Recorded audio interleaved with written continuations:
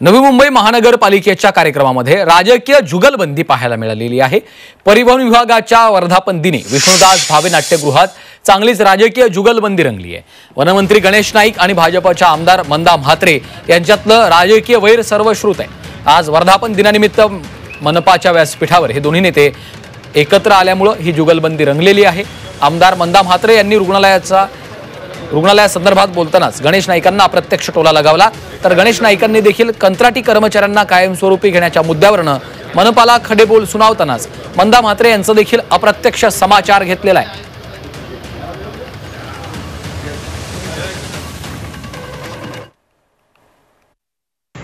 कोण खो घालतो, कशासाठी घालतो मला माहिती नाही, पण या महिन्यामध्ये आयुक्त साहेब तुमच्याशी बोलतोय मी, या महिन्यामध्ये हॉस्पिटलचा विषय जर झाला नाही तर आम्ही जन आंदोलन करणार पालिकेसमोर। आज वर्ष झालं तुम्हाला पैसे आणून दिले, तुम्हाला प्लॉट आणून दिला, तुमच्या सगळ्या जेवढ्या हे होत्या त्या मी करून आणल्या, वर्षभर मंत्रालयाच्या पाय शिजून। आता तुमचं डीपी प्लॅन होत नाही, अमुक प्लॅन होत नाही, कोण जाऊन तिथे स्टे काय टाकतो।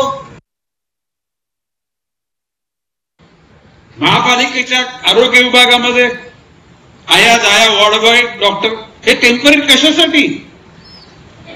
You seek permission from government, I am there to support you, I will do it. त्या गोष्टी नाही घडल्या तर गणेश नाईक ज्याला आवाज करतो ना त्याला खुलाच करतो आणि मग कोणाची सोडत नाही।